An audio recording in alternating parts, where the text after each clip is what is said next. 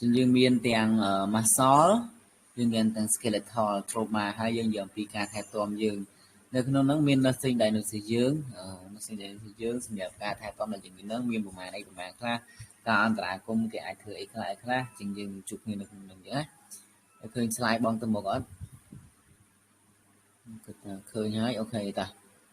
nếu như mơ thì tôi tới nó về đại dương chụp nam châu tới dương thì vô làm phi classification làm phi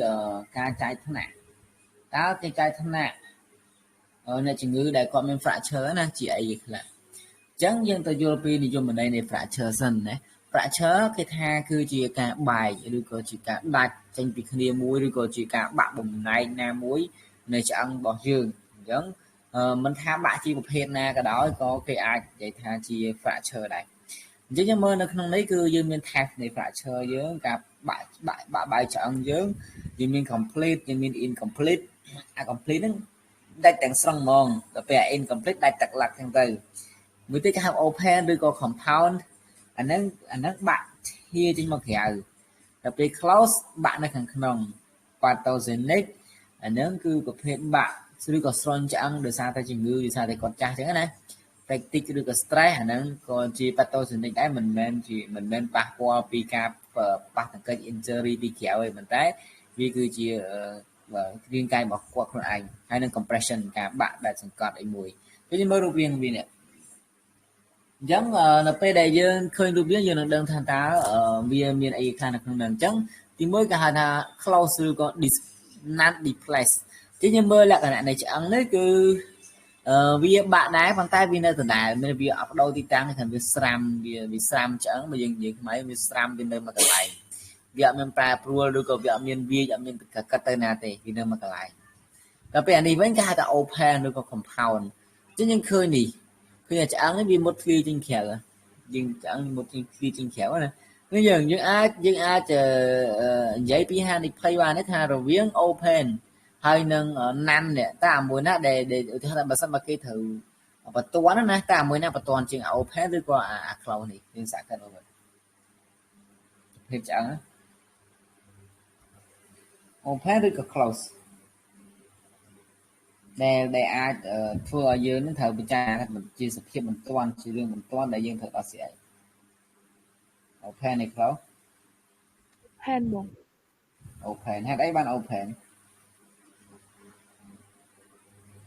tôi viên nghi năng infection chẳng trong phố open dương thở bác sĩ bị toán này phù vì ai có chôm nâng cao bằng cỏ rồi nên vì ai có chôm nâng cao bằng cỏ rồi chẳng open nó cứ tôi tới cái này chỉ người có biết open fracture cứ cái thở về cả toàn này quả này đầu tiên cái ta không mình nuôi rồi có fragment chắc anh nó chẳng nó bạn thôi với tôi chưa cái ti vào bên nhân bóng này đi cả không mình nuôi rồi có fragment đầu tiên cái displace chứ nhưng mơ anh ấy bạn tới bên nơi bạn tới bên nơi thưởng những cái này vì tôi chỉ việc khó ăn cái này khó cả lẹ cái này đấy nên sẽ tận bạc lang này là phải này oblique bạn mà mình thoáng đi kia khi bạn vì bị chặt chạy bị phải làm gì chỉ bị chặt chạy ở thoáng chạy vì oblique bị được cái này vì trung bình chạy bị chặt chẳng là bị chặt chẳng được bạn chẳng bị chặt nó sẽ riêng mà đi đá thì riêng mà open đấy thôi anh ấy cái spiral của bạn là cái này là mù chứ bạn thì trung bình chạy thì bạn trung bình sẽ thun này nhớ vì impact nó vì sam vì sọn châu khía món cười này chẳng vì bọc chẳng châu khía mồm nên là impact fracture hay là bạn green stick ấy hiện đại là bộ vì bạn này bạn chỉ một hết riêng mà của này nhớ chẳng hạn nên cứ chi là biệt này cái identify một hết này cả fracture chẳng riêng chúng ta từ lời cả bạn chọn bây giờ bạn chọn rồi dương thử cái tụi đó qua nhà ha sạch đông này thì nhé nhưng mới thành là bây giờ nhưng từ bây giờ bây đây này chỉ nó có bên phải ha phải chơi nên chỉ ăn táo vì ba qua đã sạch đông được lại chẳng muốn nâng tao dương dòng pi steak này bốn hay linh thá táo chẳng dưỡng vì chập làm chi là biếm lệnh chẳng nó pe đài riêng cai bờ dưỡng rồi có ăn bờ dưỡng ba chỉ mùi nâng ấy muối hay bị bạn thằng kênh bạn dân viên nâng vào cả từ bốn viên tới chỉ hematoma vì formation rồi dạ pe sai sẽ bằng bảy tới chục pi màu khỏi pe đài miền đông được mà tiết hematoma nó về có cao từ granulation thì chủ trong vì làm cỏ vì làm một đồng đôi cầm nọ chim đi chắc là nó vì làm một đồng tác hai bên một cao anh chỉ color formation là nó được cao vì chập đam mà chẳng bởi diễn vì chập đam được luôn xong tôi mẹ này cái này này bạn nó vì chập đam có cao tôi chỉ miên chẳng việc đo mò tìm đòn những việc cỏ đồng đó này trong dương mưa hụt đó còn một tiếp bên osteoblast proliferation nó chẳng bởi diễn chập đam và đã chẳng mày màu nè chẳng bởi diễn chập đam và đã chẳng mày máu đặc biệt bone remodeling nó vì chập đam chộp xong cùng chộp nhiều bên hai cả chia sẻ bài mấy ai của mười tất có mười khai giờ này thì người khác thì họ thành bà có fracture háo á có fracture háo phim mà con vé nên kia thù về ta bây giờ mà con tục là họ tao đau mười khai dù háo chẳng thì ai có chôm nên qua của bạn khi của bạn được nông ca vé cán quá đấy thì bảo bây giờ sao tại anh cháu nó kia chất chi ấy anh cháu nó biết chất chi mà quanh hay chẳng bờ sân bào bên tà nào với chia cứ bên nó chọn này cái nào với chọn nó riêng của bạn không ca bao phải riêng của bạn không ca thương mách ở bia thân được không dập hiện đang với là sao tại ní bị chọn lần này nhưng bị chọn lần đang vì của bạn không ca đạp từ bạn là không ca chu lằng bên ở bị thoáng đi kia đại lằng với nhé bên tay vào sân bào này chỉ người nên còn biên phần hai còn bé liếm nó có bia chui con ban này là sao tại vì áp sâu và cho một nâng ca có cao nơi chẳng mày thì cái này riêng ca chẳng mấy bạn riêng đó sẽ nâng bị ai trong của bạn bảo với hai cái này khi lưu số tạo dịp khó với ơn này những người nâng toàn ban VAT và mạng ngay và mạng khai hái hồi dương ọt đó sẽ có đó giống dương nâng phương ao ca về cảnh của bạn chừng thế nhưng mà rụp hiệp tới thì mình bồn này kì bồn healing đấy trên từ bốn bạn máu tôi chia hematoma rồi mà tiếp với tôi chia việc cả ban chia granulation thì suốt vì tôi chia cầm nọ hái vì chập đám của cá nớ color formation vì chập đám của cá nớ tôi chẳng tôi cho tôi xong cùng chỗ níaហើយបង្កើតបានជាឆ្អឹងថ្មីហើយវាចាប់ផ្ដើមចូលគ្នាហើយវាជាទៅវិញទៅអញ្ចឹងរយៈពេលពី6អាទិត្យទៅ6ខែទៅតាមរយៈនៃជំងឺដែរនៃជំងឺចាស់នៃជំងឺក្មេងនៃជំងឺប្រុសនៃជំងឺស្រីធម្មតានៃជំងឺចាស់គាត់យើងពិបាកជាងក្មេងហ្នឹងទៅនៃជំងឺស្រីអត់ដល់គាត់អាចប្រឈមនឹងការលូតលាស់យឺតដែរហ្នឹងទៅអញ្ចឹងវាបូកផ្សំគុំចូលគ្នាចឹងខ្ញុំមើលនៅពេលដែលមានអាហ្នឹងមួយមានអាបញ្ហា fracture ហ្នឹងវាបង្កើតបានជាcomplication មួយដែលគេហៅថា compartment syndrome គឺជាបញ្ហាមួយដែលកើតមានឡើងធ្ងន់ធ្ងរដែលអាចធ្វើឲ្យអ្នកជំងឺនឹងបាត់បង់មុខងារនៃអវយវៈរបស់គាត់បានបាត់បង់មុខងារនៃអវយវៈរបស់គាត់បានអញ្ចឹងមើលថាវាអីគេខ្លះទី1គឺនៅពេលដែលមានការបាក់ជើងជាពិសេសបាក់ដៃបាក់ជើងបាក់នៅឆ្អឹងធំៗណាកាលណាបាក់នៅឆ្អឹងធំវាអាចធ្វើឲ្យមានការគៀបសង្កត់ទៅលើប្រព័ន្ធប្រសាទឬក៏សរសៃឈាមនៅក្បែរហ្នឹងយើងមើលរូបនេះអានេះគឺជារូបរបស់ muscle យើងនិយាយថាបាក់តែឆ្អឹងទេប៉ុន្តែនៅជុំវិញឆ្អឹងវាមានសាច់ដុំអញ្ចឹងនៅជុំវិញឆ្អឹងមានសាច់ដុំហើយនៅព័ទ្ធជុំវិញសាច់ដុំគឺមាន fascia អញ្ចឹងនៅពេលដែលសាច់ដុំយើងហើមប៉ះទៅកិច្ចផ្ទាំទៅ injury ខ្លាំងសាច់ដុំយើងហើមនៅពេលដែលសាច់ដុំយើងហើមសាច់ដុំយើងទៅសកត់ទៅលើនឹងទៅលើប្រព័ន្ធប្រសាទសាច់ដុំយើងសកត់ទៅលើខ្សែឈាមអញ្ចឹងវាធ្វើឲ្យខ្សែឈាមមិនអាចទទួលឈាមបានទៅកាន់កោសិកាកន្លែងបន្ទាប់ទៀតហើយនឹងប្រព័ន្ធប្រសាទវានឹងបាត់បង់ការបញ្ជាវាបាត់បង់ការបញ្ជាអញ្ចឹងណាអញ្ចឹងវាគ្រោះថ្នាក់មែនតើនៅពេលដែលអ្នកជំងឺនឹងគាត់គ្រោះថ្នាក់ហើយគាត់ហើមតែដុំគាត់ហើមទៅពេលតែដុំគាត់ហើមទៅគាត់ស្ទើរតែមានអារម្មណ៍ថាជើងរបស់គាត់ចាប់ដើមស្ពឹកខ្លាំងជើងរបស់គាត់ចាប់ដើមឡើងស្វាយអញ្ចឹងមានថាអាហ្នឹងអាចនឹង compartment syndrome ហើយអាចអ្នកជំងឺហ្នឹងគាត់ហើមសាច់ដុំខ្លាំងទៅអាចសាច់ដុំវាសកត់ទៅលើបំផ្សាវាសកត់ទៅលើសរសៃឈាមអញ្ចឹងហើយវាធ្វើឲ្យអ្នកជំងឺហ្នឹងគាត់ពិបាកក្នុងការធ្វើចង់ណាជើងរបស់គាត់ទៅជាស្វាយទៅជាស្លេកទៅជាស្លាញ់អញ្ចឹងណាអញ្ចឹងគឺនៅពេលដែលយើងធ្វើម៉េចដើម្បីកុំឲ្យមាន pressure កន្លែងហ្នឹងអញ្ចឹងអ្វីដែលយើងត្រូវតាមដានគឺជាការតាមដាននៅធ្វើម៉េចតាមដាននៅ extremity របស់អ្នកជំងឺគេថាគាត់បាក់ផ្លូវហានិភ័យខ្ពស់អញ្ចឹងយើងធ្វើម៉េចដើម្បីកាត់បន្ថយហានិភ័យនេះគឺយើងត្រូវតាមដានបើសិនបើអ្នកជំងឺមានបញ្ហាហ្នឹងយើងដឹងថាតើគាត់មានបញ្ហាណីហើយយើងគួរតែត្រូវធ្វើអីណាយើងគួរតែធ្វើអីគេ Ủa mà sân bà dương ăn ban tam tan là chừng người tết là chừng người sẽ xoài chứ hơi lực trường là nhiều ít chắc là nó cứ khâu chương này khâu chương này nhớ khâu chương lên lên phở ca cà đây thế nhưng mà kẹt to chỉ mỗi lần compartment syndrome cứ dạ p để dân thật nào sẽ cứ rồi dạ p buôn tới của mũi màu buôn từ mũi máu cứ luôn mình tên cứ cái emergency nó emergency nhớ buôn tới của mũi màu và sân ba lơ pin nâng là hô từ đó mà thay buôn màu từ sai sầm bảy máu sạch đom nứng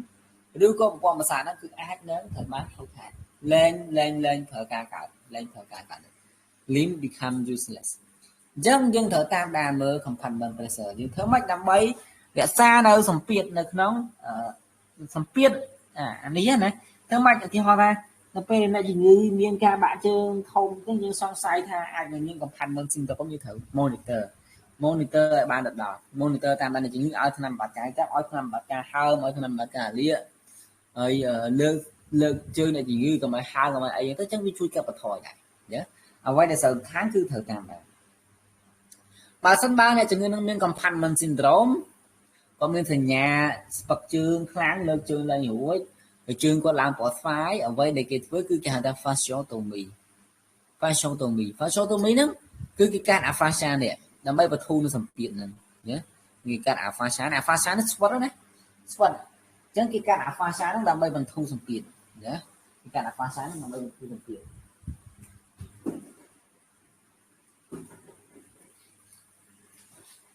chẳngបន្ទាប់ពីការ fascia ហើយគេមាន dressing គេមានអីតាមធម្មតាតាមទូទៅទៅអញ្ចឹងយើងត្រូវចាំមួយថានៅពេលដែលមានការ fracture ទៅលើឆ្អឹងដែលទីពិសេសឆ្អឹងធំធំណាឆ្អឹងធំធំគឺយើងអាចប្រឈមនឹងហានិភ័យនៃ compartment syndrome អញ្ចឹងប្រឈមនឹង compartment syndrome ដែល compartment syndrome នេះគឺសំដៅទៅលើ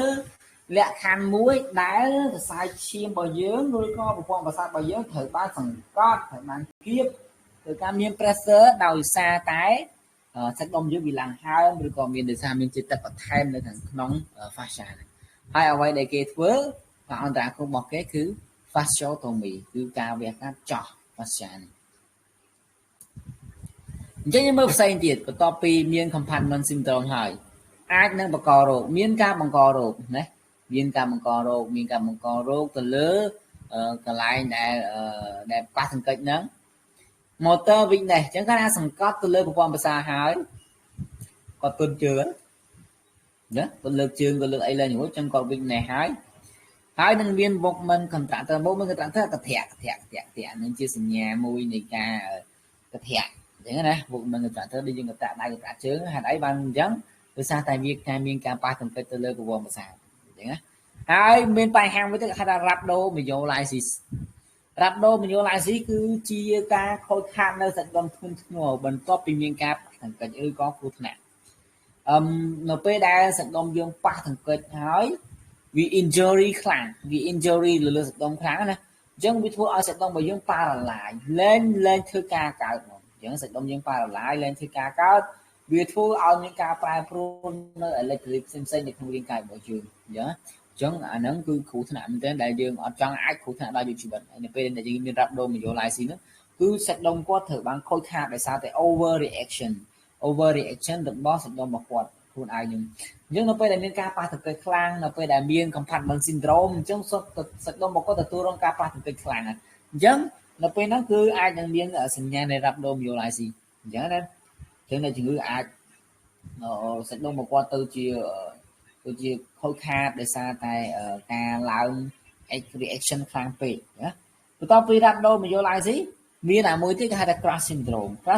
គឺគេថាកើតឡើងដោយសារគឺកើតឡើងទៅលើតម្រងនោមដោយសារតែសាច់ដុំរបស់គាត់ reaction ខ្លាំងពេកសាច់ដុំរបស់គាត់ reaction ខ្លាំងពេកហ្នឹងមិននៅពេលដែលមានភាគច្រើននៅពេលដែលមានគ្រោះថ្នាក់ប៉ះទង្គិច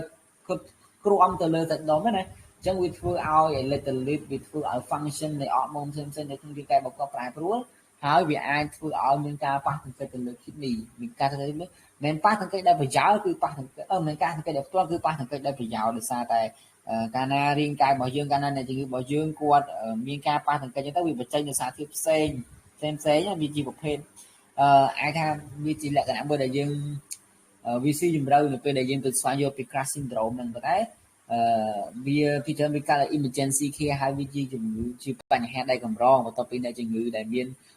traumatis ទៅលើឆ្អឹងទៅលើសាច់ដុំគាត់ណាជាបញ្ហាដែលវាអាចកើតមានឡើងប៉ុន្តែវាមិនត្រូវជាកើតមានឡើងទេបើសិនបើយើងមានការអន្តរាគមន៍ច្រើនអញ្ចឹងអ្វីដែលចង់បញ្ជាក់ពីគ្នាយើងគឺ rhabdomyolysis ហ្នឹងគឺជាបញ្ហា rhabdomyolysis នេះគឺជាបញ្ហាមួយដែលសាច់ដុំរបស់យើងត្រូវបានខូចខាតដោយសារតែវាbreak down ខ្លាំងពេកឬក៏វា damage ខ្លាំងពេកភ្លាមលឿនណាអញ្ចឹងហើយគឺនៅពេលដែលហ្នឹងគឺវាអាចធ្វើឲ្យសញ្ញាឈឺសាច់ដុំខ្លាំងទុនជើងទុនអីលើកឡើងយូរអញ្ចឹងណាឬក៏អ្នកខ្លះអាចរហូតដល់វែងទៀតអញ្ចឹងណាហើយដល់ពេល crash syndrome វិញអាហ្នឹងគឺជាបញ្ហាមួយដែលពាក់ព័ន្ធជាមួយនឹង kidney failure ការខូចខាតដោយសារតែ injury ទៅលើ muscle ដូចគ្នាដែរពីនៅពេលដែល injury ទៅលើ muscle ធ្ងន់ធ្ងរតែមកទៀតវាធ្វើឲ្យអ្នកជំងឺរបស់យើងគាត់ចាប់ផ្ដើមមានបញ្ហាទៅលើតម្រងនោមនេះrhabdomyolysis នេះគឺអាចកើតមានចំពោះអ្នកជំងឺម្នាក់អ្នកជំងឺប្រភេទមួយទៀតដែលគាត់ឡើងប៉ូតាស្យូមខ្លាំងក្នុងរាងកាយរបស់គាត់នៅពេលដែលជាធម្មតានៅពេលដែលមានកើតគេឲ្យថ្នាំគាត់គេងណាដល់ពេលដែលឲ្យថ្នាំគាត់គេងអញ្ចឹងហើយអាថ្នាំហ្នឹងវា reaction ខ្លាំងទៅលើសាច់ដុំរបស់គាត់ណាអញ្ចឹងវាធ្វើឲ្យគាត់ហ្នឹងទៅជាមានcrash syndrome ណាហើយផ្សេងទៀតមាននៃ shock យើងដឹងហើយតែកាលណាមានការប៉ះទង្គិចមានការហូរឈាមណាមានការប៉ះទង្គិចមានការហូរឈាមកាលណាមានការប៉ះទង្គិចមានការហូរឈាមបើ internal នៅពេលដែលយើងឃើញថាតែជំងឺហូរឈាមគឺវាធ្វើឲ្យហើមនៅខាងក្នុងហើមនៅក្នុងហើយមានខ្ទាំសាច់អញ្ចឹងណាអាហ្នឹងបើសិនបើយើង internal ដល់ពេល external វិញ external ឧទាហរណ៍ដូចក្នុងលក្ខខណ្ឌដែលexternal អាចយើងហូរពីខាងក្រៅអាចយើងទៅឈាមហូរពីខាងក្រៅអញ្ចឹងណាអញ្ចឹងគឺក៏ជាកត្តាមួយដែលបញ្ជាក់ថាអ្នកជំងឺអាចប្រឈមនឹងមានបញ្ហានឹងដែរជា shock fat embolism គឺជាបញ្ហាមួយដែរដែលវាកើតឡើងដោយសារតែអាឆ្អឹងដែលបាក់ហ្នឹងវាទៅប៉ះចង្កឹះជាមួយនឹងខ្លាញ់ហើយអាខ្លាញ់ហ្នឹងវានឹងជ្រាបចូលទៅតាមឆ្អឹងដែលបាក់ហ្នឹងទៅតាម bone marrow ដែលបាក់ហ្នឹងបាក់ bone marrow ហើយវាទៅរត់ទៅតាមសរសៃឈាមអញ្ចឹងណាអញ្ចឹងអាហ្នឹងវាធ្វើឲ្យអ្នកជំងឺស្ទះសរសៃឈាមដែរតែបាក់ឆ្អឹងហើយទៅទឹកឆ្អឹងពីពិសេសនៅកន្លែង bone marrow ហ្នឹងគឺវាមានខ្លាញ់មិនអីហ្នឹងទៅវាជ្រាបចូលតាមសរសៃឈាមហ្នឹងទៅអញ្ចឹងវាធ្វើទៅជា fat embolism syndrome មាន air embolism មាន fat embolism មាន amniotic embolism អញ្ចឹងអាហ្នឹងសិតតែពពួកស្ទះដុំអីមួយហើយវាជ្រាបទៅកាន់រាងកាយយើងដែលធ្វើឲ្យយើងមានគ្រោះថ្នាក់ដល់ជីវិតណាមាន venous thrombosis embolism មាន thrombose នៅ vein ដោយសារតែកំដៅឈាម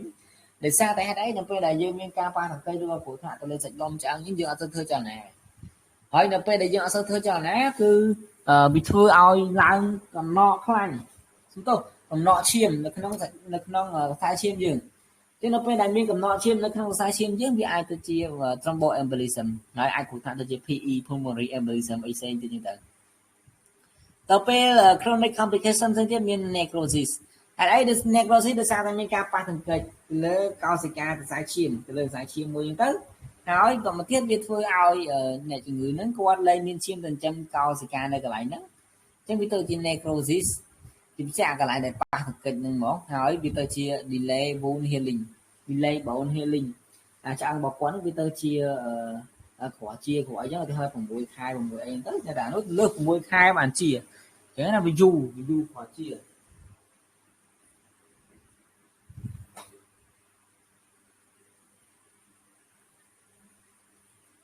ចាំមកទៀតយើងមើលទៅលើassessment ដងចឹង assessment ទី1គឺ change in bone alignment ជាធម្មតាឆ្អឹងយើងបើសិនបើយើងអត់មានបាក់ទង្គិចប៉ះទង្គិចអីទេវានៅត្រង់វានៅអីធម្មតាប៉ុន្តែនៅពេលដែលមានការប៉ះទង្គិចវាប៉ះពាល់ទៅលើ bone alignment អាចថាវាឆ្អឹងខ្លីជាងមុនអញ្ចឹងណាឬក៏វែងជាងមុនអាហ្នឹងហើយគឺជាគេហៅថាប៉ះពាល់ bone alignment ណាតមកទៀតយើងមើលគឺទាក់ទងជាមួយនឹង alter length extremity ដូចបងនិយាយមុនអញ្ចឹងពេលខ្លះ ទឹកដីយើងដៃជើងយើងវាវែងវាអីល្មមធម្មតាទេណាប្រហែលម៉ែត្រដែលយើងប្រហែលសង់ទីម៉ែត្រដែលយើងដឹងធម្មតាអញ្ចឹងណាគឺតែហើយបាក់ទៅវាខ្លីជាងមុនស្រាញ់ពេលខាងវាវែងជាងមុនវាឆ្ងាយជាងមុនទៀតទៅចឹងហ្នឹងគឺជាអ្វីដែលយើងអាចមើលឃើញហើយ change himself upon ឆ្អឹងយើងប្រែប្រួលរូបរាងពេលខាងអាចមើលអីសេរីហ្នឹងទៅហើយវាប្រែប្រួលវាឬក៏នៅពេលដែលយើង assessment ដោយការស្ទាបហ្នឹងទៅយើងឃើញវាប្រែប្រួលរូបរាងអញ្ចឹងណាវាឃើញប្រែប្រួលដោយសារតែយើងស្ទាបយើងអីវាទៅវាឃើញប្រែប្រួលរូបរាងហើយតែមកទៀតយើងមើល pen ឈឺចាប់នៅពេលដែលគាត់ធ្វើកម្មភាពរាងកាយគាត់មានការឈឺចាប់អញ្ចឹងកម្មភាពរាងកាយគាត់ធ្វើឲ្យមានការឈឺចាប់អញ្ចឹងកាលណាមានបាយឆ្អឹងមានការឈឺចាប់ហើយអញ្ចឹងណាបើគាត់ធ្វើយ៉ាងណាគាត់ឈឺបើគាត់អត់សូវធ្វើយ៉ាងណាហ្នឹងគាត់អត់ឈឺវិញទៅអញ្ចឹងណាហ្នឹងវាជារឿងដែលកើតឡើងជាទូទៅហើយជាទូទៅនៃទាំងអស់នេះកម្មវិធី decrease range of motion decrease range of motion មិនដែលបាន decrease range of motion ដោយសារតែនៅពេលដែលគាត់ឈឺគាត់លើកដៃលើកជើងlênរួចណាគាត់ឈឺគាត់លើកដៃលើកជើងlênរួចអញ្ចឹងគឺ decrease range of motion capital ឬសូនសលេងបាក់បែកប្រពេលប្រងនឹងឆ្អឹងហ្នឹងអញ្ចឹងក៏អាចកើតមានឡើងដែរណាឬសូនសលេងពេលប្រងនឹងឆ្អឹងដោយសារតែលើសលេង capital ហ្នឹងយើងសាក់ដាក់ដៃយើងនៅកន្លែងនៅជង្គង់យើងណាហើយយើងធ្វើចលនាទៅអ្នកខ្លះឬសូប្រចំណហ្នឹងគេហៅ capital ហ្នឹងតែមកទៀតមាន ecmotic skin ស្បែករបស់គាត់មានជួមចាស្បែករបស់គាត់ឡើងជួមអាហ្នឹងគឺបញ្ជាក់ថានៅជំងឺរបស់យើងអាចនឹងមានបញ្ហាឆ្អឹងហើយនឹងសាច់ដុំណា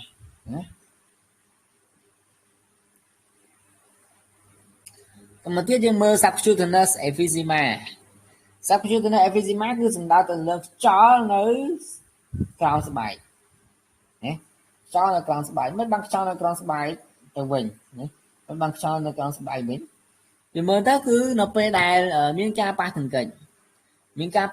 យើងអត់ដឹងថាមានការប៉ះទង្គិចទៅលើអីគេទេមានការប៉ះទង្គិចទៅលើអីគេទេអញ្ចឹងពេលខ្លះវាអាចធ្វើឲ្យមានខ្យល់លិចចេញមកតាមរយៈអីផ្សេងឧទាហរណ៍ថានៅពេលដែលគាត់ប៉ះទង្គិចទៅជា open fracture វាមានខ្យល់ជ្រាបចូលទៅឬក៏ខ្យល់ដែលចេញមកពីឆ្អឹងរបស់គាត់អញ្ចឹងនៅពេលដែលយើងស្ទាបនៅលើស្បែកទៅវាសោកព្រឹកណាបើយើងនិយាយ assessment ទៅលើនេះបើយើងស្គាល់ assessment ទៅលើពន្ធប្រសាទយើងស្គាល់ assessment ទៅលើអីគេfree assessment ទៅលើប្រព័ន្ធដង្ហើមយើងដែលរៀន assessment លើប្រព័ន្ធដង្ហើមយើងគេឲ្យយើងស្ទាបមិនទៅនៅពេលដែលយើងប៉ាប្រមាណទៅលើអ្នកជំងឺដែលគាត់ដាក់គេថែទាំកំពុងហៅទ្រូងហ្នឹងណារៀនថែទាំកំពុងហៅទ្រូងនៅមើលមើលរៀននេះបងគេឲ្យយើងដាក់ដៃយើងដើម្បីធ្វើការស្ទាបទៅលើអីគេស្ទាបទៅលើស្បែកហ្នឹងតើលើសុទ្ធសលេងខ្យល់នៅក្រោមសួតអត់ដែរណាអញ្ចឹងសោះខ្យល់នៅក្រោមសាច់ស្បែកអត់អញ្ចឹងគឺដោយសារតែវាមានលេខខ្យល់មកពីសួតហ្នឹងទៅអញ្ចឹងនេះដូចគ្នាដែរស្ទាបហ្នឹងមានសញ្ញានៃការលេខខ្យល់នឹងអត់អ្នកខ្លះគាត់ injury trauma អញ្ចឹងទៅយកវាមកពីទ្រូងវាមកពីអីអញ្ចឹងទៅវាធ្វើឲ្យនៅជំងឺយើងគាត់វាទៅជាមានខ្យល់លិចនៅក្រោមស្បែកអីគាត់ថាបានដែរហើយមាន swelling ការហើមនៅកន្លែងដែល fracture សោះនិយាយដែរមិនបានហើមយើងដឹងហើយណាអញ្ចឹងដោយសារតែមានការ reaction សាច់ដុំសរសៃឈាមណាការឡើងត្រឡប់នៃការបករោគការរលាកការអីហ្នឹងអញ្ចឹងវាធ្វើឲ្យសាច់ដុំរបស់យើងឡើងហើមឡើងប៉ោងទៅអញ្ចឹងណាអញ្ចឹងអាហ្នឹងក៏ជាសញ្ញាមួយដែលយើងត្រូវតែតាមដានដែរតែមកទៀតយើងមើល special consideration មួយចំនួនដែលយើងត្រូវតែពិចារណានៅពេលដែល assessment គេថាបើសិនបានតែជំងឺ fracture នៅស្មានៅក៏នៅដៃខាងលើហ្នឹងគេឲ្យយើងអង្គុយ assessment ព្រោះនៅពេលដែលយើងដេកគឺយើងមានអី support អញ្ចឹងគាត់អត់សូវឈឺឬក៏យើងពិបាកនៅក្នុងការ assessment ណាពិបាកនៅក្នុងការ assessment ពេលខ្លះនៅពេលដែលអ្នកជំងឺឈឺនៅពេលដែលជំងឺបាក់ឆ្អឹងដៃឆ្អឹងអីហ្នឹងទៅគឺគេឲ្យអ្នកជំងឺនឹងធរអីមួយអញ្ចឹងណាធរគេដាក់កម្មាអព្រឹកក៏ដាក់អីហ្នឹងទៅដាក់កសែងដាក់អីហ្នឹងទៅដើម្បីជួយការពារគាត់កុំឲ្យមានការឈឺចាប់បន្ថែមណាជួយការពារគាត់កុំឲ្យមានការឈឺចាប់បន្ថែម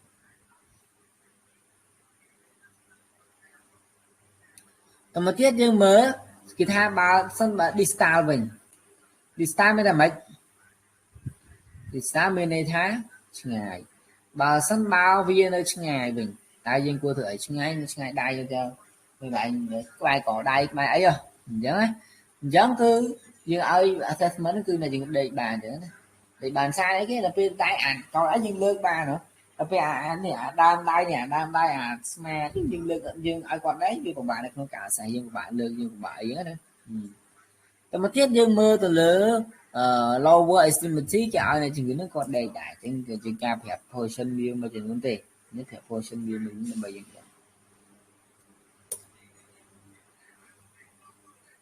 ោះនេះគឺជាអ្វីដែលយើងត្រូវពិចារណានៅពេលដែលអ្នកជំងឺរបស់យើងគាត់មាន peripheral neurovascular នៅពេលដែលគាត់មាន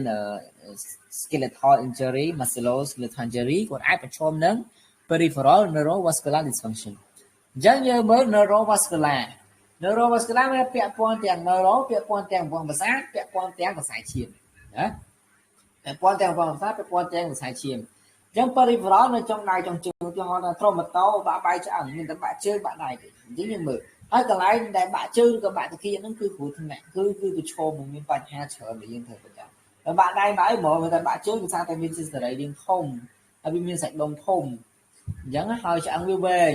អញ្ចឹងបើសិនបើមានបញ្ហាគឺវាប្រឈមនឹងគ្រោះថ្នាក់ច្រើនជាងគេអញ្ចឹងគឺ emergency care យើងដឹងហើយ ABC យើងអា respiratory អា bleeding អាអីទាំងអស់ហ្នឹងassess for respiratory distress bleeding មាន ABC តែមើលតើអ្នកជំងឺហ្នឹងគាត់មានបញ្ហាពាក់ព័ន្ធជាមួយនឹង distress ទៅលើព្រឹងហើយបាទបើសិនបើអត់ទេអត់អីទេណាយើងប្រហែលបន្តទៀតដូចអាមុនហ្នឹងអញ្ចឹងតែបើសិនបើមានបញ្ហាពេលខ្លះគេហៅថាណាន់ពេលខ្លះគេអាចធ្វើណាន់បើសិនបើអត់មានបញ្ហាវាមិនជា risk ទេគេត្រូវធ្វើ non surgical management ការគ្រប់គ្រងការគ្រប់គ្រងណាបណ្ដាពេលហ្នឹងគឺវាអត់ទាន់មានការទេគេអាចធ្វើ close reduction ឧទាហរណ៍ថាគេផ្លាត់ចកេះផ្លាត់អីហ្នឹងផ្លាត់ជើងហ្នឹងគឺទាញវាឲ្យចូលទីតាំងដើមវិញគេអត់វះទេគេគណទាញវាឲ្យចូលទីតាំងដើមវិញទៅហើយគេដាក់អបវាជាមួយនឹង bandage បងស្អិតជា plin ជា splint ជា renop ជា cast ជាគេហៅថាមួយគេហៅថា cement ឬក៏ traction បាញ់ទាញជើងយើងទៅគេដែររៀនបាញ់ទាញជើងហ្នឹងថែទាំតែយើងទាញជើង traction នៅជើងតែឯណានៅយើងគេតែយើងទាញជើងនៅឆ្អឹងនៅក្រោមនៅជើងហើយណាហ៊ានហើយបងមានដេកគោលមាន5គីឡូមេអញ្ចឹងណាអញ្ចឹងដើម្បីការពារ peripheral vascular dysfunction គឺយើងត្រូវធ្វើអាហ្នឹងណាយើង assessment តែបានទៀងទាត់យើង non surgical management បើសិនបានតែជំងឺបាក់ហើយយើងអត់ទៅធ្វើ close reduction ឬក៏ទាញឬក៏អបអីទេវាជំងឺរើចុះរើឡើងអាចប៉ះពាល់ទៅលើប្រសាទប្រសាទឈាមអានោះគ្រោះថ្នាក់អ្នកគាត់អញ្ចឹងណាយើងនិយាយឲ្យគាត់មានស្មានទៅនេះគេហៅថា splint មុនហ្នឹងយើងគេដាក់ទៅដើម្បីឲ្យវាអបដើម្បីកុំឲ្យនៅជំងឺនេះគាត់ធ្វើតាមណា splint ដល់ពី splint មកគឺយើងមាននេះគឺគេហៅថា case គេអបអណប់ឬក៏យើងហៅថាដាក់ទីបោកនេះដាក់ទីម៉ងណាដាក់ទីម៉ងនៅជើងទៅព្រមទីម៉ងព្រមអីទៅណាហើយយើងមានទៀតមាន traction នេះ traction យើងដាក់ឃើញ traction ហ្នឹងអត់នេះយើងដាក់រៀនហើយយើងដាក់បាញ់ចូលហើយយើងទាញពីមកមានក្លិនគីឡូមានអីចឹងណាអញ្ចឹងយើងមើលគឺថ្លង់ដើម្បីដឹងអំពី traction ហើយនឹងតើកម្លាំងប៉ុណ្ណាដែលយើងគួរតែទាញនៅជំងឺឬក៏ដាក់ទម្ងន់ទៅលើអ្នកជំងឺអញ្ចឹងយើងត្រូវប្រយ័ត្នដែរបើសិនបើដាក់ទម្ងន់ធ្ងន់ពេកវាក៏មិនកើតបើដាក់ស្រាប់ពេកក៏វាមិនកើតដែរអញ្ចឹងយើងត្រូវប្រយ័ត្នទៅលើការដាក់ទម្ងន់របស់ traction ហ្នឹងមើលទៅលើគីឡូហ្នឹងហើយយើងមើលទៅលើស្បែកតើស្បែកនៅពេលដែលមានបញ្ហាអញ្ចឹងហើយស្បែកនៅពេលដែលយើងធ្វើអញ្ចឹងហើយតើវាមានការប្រែប្រួលដល់ពេលខ្លះវាជាប់ពេលខ្លះវាស្លេកពេលខ្លះវាស្លាំងអញ្ចឹងណាយើងត្រូវប្រយ័ត្នដែរចំពោះស្បែកហ្នឹងមិនមែនទេធ្វើឲ្យតែបាននេះយើងត្រូវប្រយ័ត្នទៅលើស្បែកហ្នឹងដែរអញ្ចឹងពេលខ្លះអាចមានការបង្កដោយសារតែយើងអត់បាននៅក្នុងបន្ទប់វេការឬក៏អីហ្នឹងអត់បានលាងសម្អាតឲ្យត្រឹមត្រូវទៅក៏ទៅជាអញ្ចឹងទៅអញ្ចឹងណាinfection អីទៅហើយយើងថែរក្សានៅកន្លែង pin ហ្នឹងនៅកន្លែងដែលគេបាញ់ជើងហ្នឹងនេះគេបាញ់នៅជើងមួយឬក៏ដៃមួយទៅហើយគេទាញទៅយឹតទៅ ហើយគូពេវាកាគេនឹងដឹងថានឹងវាទីប៉ុណ្ណេះទៅយើងទៅជាដែរយើងទៅសម្អាតមើលកន្លែងភីនេះយើងសម្អាតវាទៅ3ថ្ងៃម្ដងយើងទៅតាមឬក៏តាមកន្លែងរបស់គូពេមួយទៅហើយយើង assessment ទៅលើ neurovascular status យើង assessment ទៅលើប្រព័ន្ធសរសៃឈាមហើយនឹងប្រព័ន្ធប្រសាទតើនឹងជំងឺនឹងលើកជើងរួចអត់កម្រិតមានជើងរួចអត់តាមមានជើងមកគាត់មានទីចអត់អញ្ចឹងយើងអាចយក monitor យើងមកចាប់កន្លែងមានជើងមកគាត់ទៅដើម្បីយ៉ាងថាតើគាត់នៅមានកម្លាំងគាត់នៅមានចលនាឬក៏ពេលខ្លះគាត់ដៃតែលែងដើរលើកជើងលែងរួចទៅគឺពិបាកក្នុងការជួយគាត់ដោយសារតែវាទាមទារឲ្យលឿនរហ័សកាលណាយូរទៅយើងជួយគាត់នេះគេហៅថា external fixation device ពេលខ្លះជំងឺដែលបើសិនមកគាត់ close fracture គេអាចវាកាន់ដាក់ខាងក្នុងនេះទៅនេះជើងគាត់ចឹងទៅយ៉ាជើងទៅគេអាចវាកាន់គេដាក់ដៃចូលក្នុងហ្មងតែក្នុងករណីរបៀបនេះគឺគេអត់ដាក់ចូលក្នុងទេដៃហ្នឹងគឺគេដាក់នៅក្រៅដាក់អត់នៅក្រៅដោយសារតែអាចថានៅពេលដែលអ្នកជំងឺហ្នឹងគាត់មានការ open fracture បើសិនបើយើងដាក់ដៃនៅក្នុងវាអាចប្រឈមនឹងការបង្ករោគដោយសារតែអីគេវា open fracture ហ្នឹងមិនដឹងប៉ះទង្គិចអីខ្លះឧទាហរណ៍នៅស្រុកស្រីគួរក្រហមគួរអីទៅពេញមានការប៉ះទង្គិចដែរអញ្ចឹងណាអញ្ចឹងយើងត្រូវប្រយ័ត្នមើលគេគ្រូពេទ្យបើសិនបើជា open fracture ហើយត្រូវវាគេកងវាហេមុនហ្នឹងនិយាយថា open fracture គេត្រូវវាតែវាគេមើលដែរតើវាអីគេចឹងឧទាហរណ៍ថាគាត់ open fracture បាក់ឆ្អឹងផ្លូវនេះក៏បាក់ឆ្អឹងជើងចឹងគេអត់ទាន់ធ្វើអីទេគេលាងសម្អាតបួសនឹងស្អាតសិនហើយគេបាញ់ទាញចឹងណាគេបាញ់ទាញចឹងសិនទៅចឹងពេលខ្លះមិនឆ្ងល់ដែរមិនបានគេមិនដាក់ចូលទៅក្នុងហើយទៅគេមិនទាញចឹងលេងដល់បកករោគបកអីចឹងទៅតែតាមពិតបើសិនបើយើងដាក់ដៃចូលទៅក្នុងហ្នឹងណាឈាមនឹងការបកករោគកាន់តែខ្ពស់ជាងដាក់ក្រៅទៀតណាអាដាក់ក្រៅដើម្បីទុករំដឹងអាដាក់ក្រៅដើម្បីទាញឆ្អឹងវាត្រឡប់មកវិញរងចាំការវាកាត់ចឹងណាឬក៏មិនបាច់ពីខ្លះយ៉ាងមិនបាច់វាកាត់ក៏បានដែរតែចាំតរបួសជាវិញបានគេវាកាត់តាមក្រោយចឹងណាចឹងអាហ្នឹងក៏មានអត្ថប្រយោជន៍របស់គេដែរ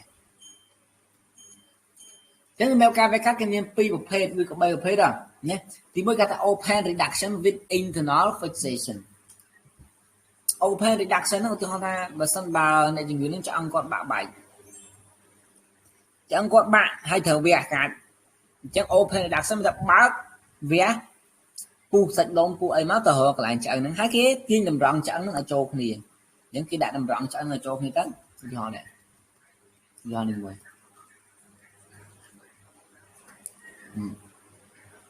ឆ្អឹងនេះណា open reduction internal fixation អញ្ចឹងបើវាប្រឆាត់ចេះតែអត់ open ណាគេទាញវាឲ្យចូលគ្នាមកនេះគេ open reduction គេវាហើយគេទាញវាឲ្យចូលហើយគេវាយគេដបគេចាប់វីគេចាប់អីហ្នឹងចាប់ screw ចាប់អីមកហើយគេដេបបិញទៅហ្នឹងគេហៅថា open reduction with internal fixation មានថាយើងបើកវាហើយយើង fix នៅខាងក្នុងតែពេលនេះគេហៅថាopen គេហៅថាអីគេ open reduction external fixation អាមួយទៀតគឺអត់ដាក់នៅខាងក្នុងទេនេះ external fixation គេដាក់ពីក្រៅវិញគេដាក់ពីក្រៅចូលទៅវិញឬក៏ close reduction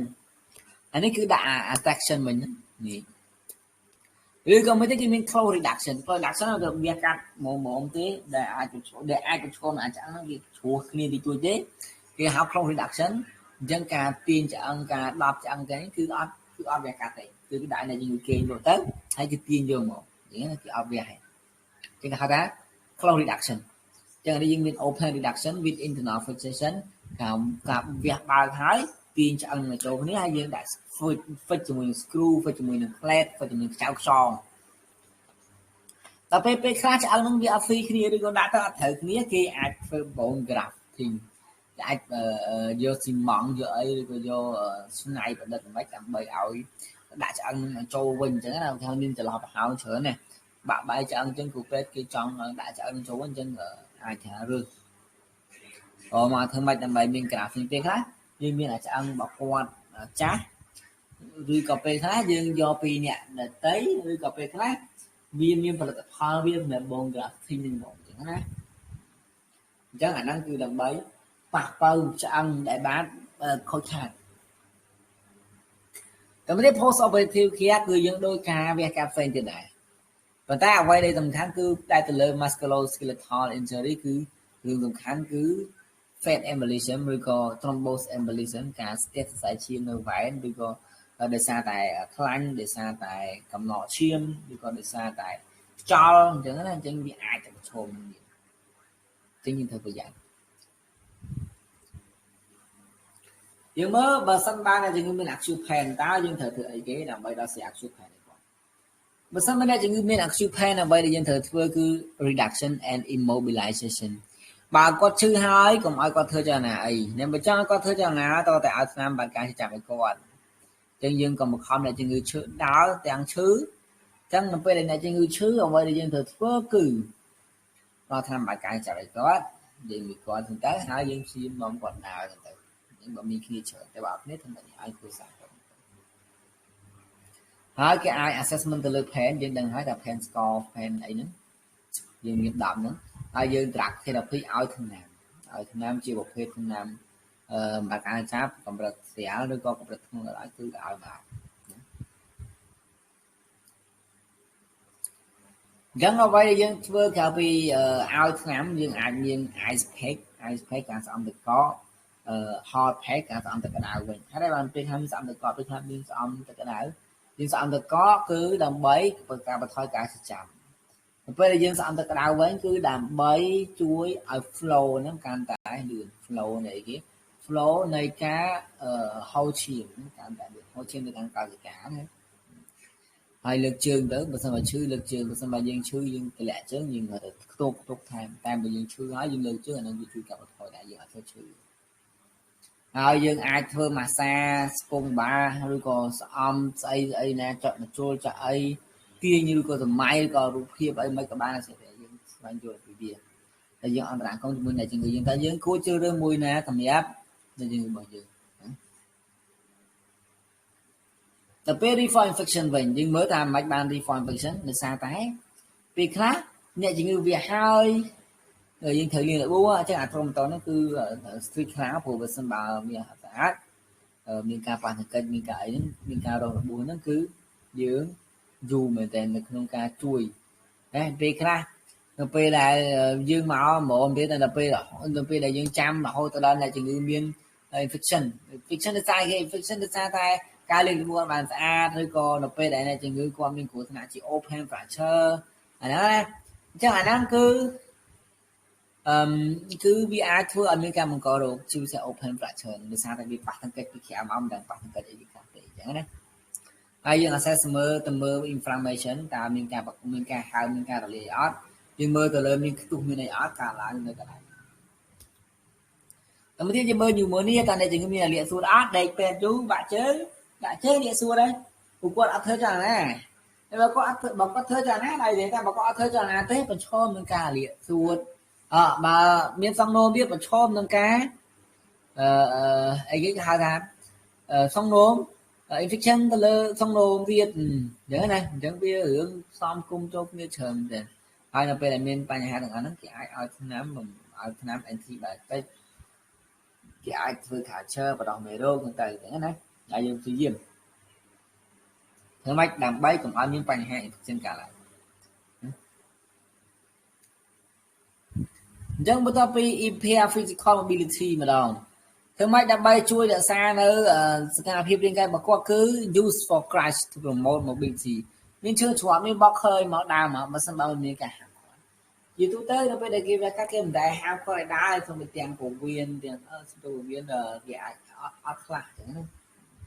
ta mà sân bay là như về căn bản bài sáng mà còn ai đá qua là còn đá từ là bây giờ thôn thầm thì nó hơi như miền Christ như miền Walker mà chui của quạt cho ai của quạt I hope I had that the most about protein, calorie, calcium, protein, vitamin miền ca hậu chúa chỉ vitamin protein nhưng tới những thời hậu đồng mấy ở riêng cai bởi những tôi bán nó sang thiên trăm đến cục quản thế này các nơi mà đào phần lớn khi mình là ai thằng này vì ai chẳng làm xã xua bạn